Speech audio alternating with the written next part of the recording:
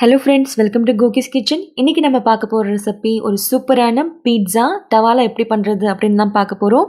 கடையில் வாங்குகிற பீட்ஸாவை விட சூப்பராக இருக்கும். ஸோ வாங்க எப்படி பண்ணுறதுன்னு பார்க்கலாம்.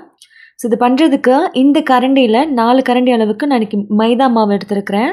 கொஞ்சமாக உப்பு சேர்த்துக்கோங்க. ரெண்டையுமே ஒரு தடவை நல்லா மிக்ஸ் பண்ணிவிட்டு ஒரு அரை ஸ்பூன் போல் எண்ணெய் சேர்த்துக்கோங்க. நல்லா மிக்ஸ் பண்ணிவிட்டு கொஞ்சம் கொஞ்சமாக தண்ணி சேர்த்து சப்பாத்தி மாவு மாதிரி நம்ம ரெடி பண்ணி எடுத்துக்கலாம்.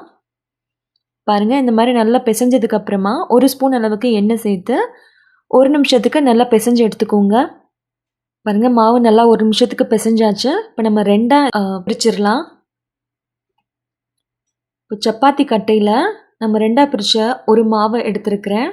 கொஞ்சமாக எண்ணெய் அப்ளை பண்ணி நம்ம ரோல் பண்ணிடலாம்.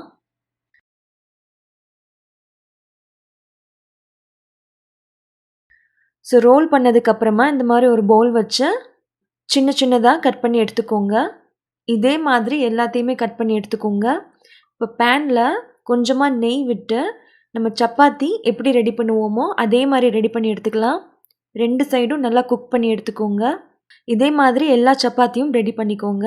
இப்போ அதை ஒரு பிளேட்டுக்கு ட்ரான்ஸ்ஃபர் பண்ணிடலாம். ஓரமாக இருக்கட்டும். பீட்ஸா சாஸ் பண்ணுறதுக்கு நான் பீட்ஸா டாப்பிங் எடுத்துருக்கிறேன். ஸோ அதை ஒரு 5 ஸ்பூன் அளவுக்கு எடுத்துக்கோங்க. Chilli sauce 1 spoon, tomato ketchup 2 spoon எடுத்துக்கோங்க. இது வந்து பீட்ஸா சீசனிங். ஸோ இது ஒரு ஸ்பூன் அளவுக்கு எடுத்துக்கோங்க. எல்லாத்தையும் ஒரு தடவை நல்லா மிக்ஸ் பண்ணி விட்டுக்கோங்க. நம்மளோட பீட்ஸா சாஸ் ரெடி. நம்ம ரெடி பண்ண பீட்ஸா பேஸ் மேலே பீட்ஸா சாஸ் அப்ளை பண்ணுங்க. கொஞ்சமாக எடுத்து ஃபுல்லாக ஸ்ப்ரெட் பண்ணி விட்டுக்கோங்க.